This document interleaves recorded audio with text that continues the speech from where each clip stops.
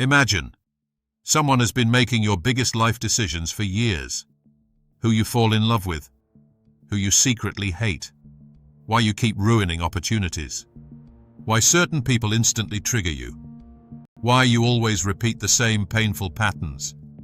Yet you've never actually met this person, because that person is you.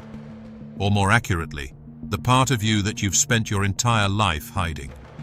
Carl Jung called it the shadow. And according to him, until you face it, it will quietly control your entire life. Every morning, you wake up believing you're making conscious decisions. You think, I chose this career, I chose this relationship, I chose this reaction. But what if those decisions were made long before you became aware of them? What if there is another mind operating beneath your conscious awareness, watching, waiting, quietly influencing every choice you make? This isn't science fiction. It's one of the most influential psychological ideas ever proposed. And strangely, most people spend their entire lives running away from it. Carl Jung believed that no child enters the world with a complete personality. Instead, we slowly build an identity. We learn what is acceptable, what is lovable, what deserves praise, and what deserves punishment. Maybe you were told, good children don't get angry, boys don't cry, nice girls never say no. So, every emotion, every desire, every instinct that didn't fit the image others wanted was pushed away. Not destroyed, hidden. Imagine your mind as a house. The rooms everyone sees are your conscious personality. But deep in the basement, behind a locked door, everything you've rejected keeps waiting. Your anger, your jealousy, your fear, your selfishness, even your hidden talents. That basement is the shadow. And here's the terrifying part. Just because you ignore it, doesn't mean it stops influencing you. In fact, it becomes stronger. Have you ever met someone and instantly disliked them, even though they hadn't done anything wrong? Maybe they seemed arrogant, too confident, too emotional, too ambitious. Jung believed many of the things we hate in others are reflections of the parts we've rejected within ourselves. This is called projection.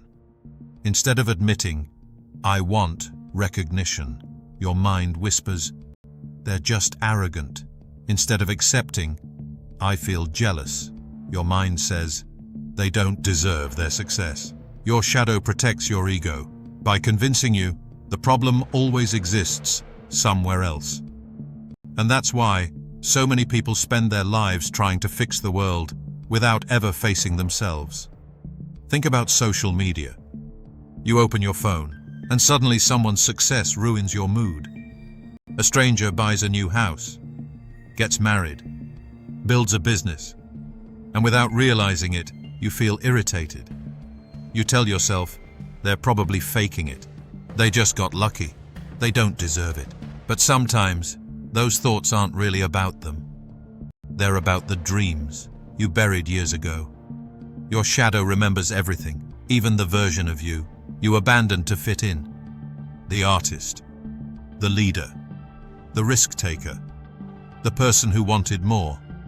Ignoring those parts doesn't erase them. It simply forces them to speak through frustration, anger, and self-sabotage. So, how do you stop being controlled by something you can't even see? Jung's answer wasn't to destroy the shadow, it was to meet it. Because the shadow isn't your enemy. It's the unfinished part of you. The moment you become curious instead of judgmental, everything begins to change. Ask yourself, why does this person trigger me? Why do I keep repeating the same mistake? What emotion am I refusing to feel? Those questions are uncomfortable, but they open the door to the hidden room inside your mind. And behind that door, you won't only find darkness. You'll find courage, creativity, confidence, strength. Because your greatest potential often lives in the same place as your deepest fear. Carl Jung once wrote, "Until you make the unconscious conscious, it will direct your life and you will call it fate. Maybe what you've been calling bad luck is actually unconscious behavior.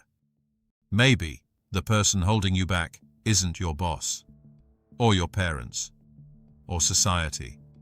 Maybe it's the version of yourself you've spent years refusing to meet. Because the shadow doesn't disappear.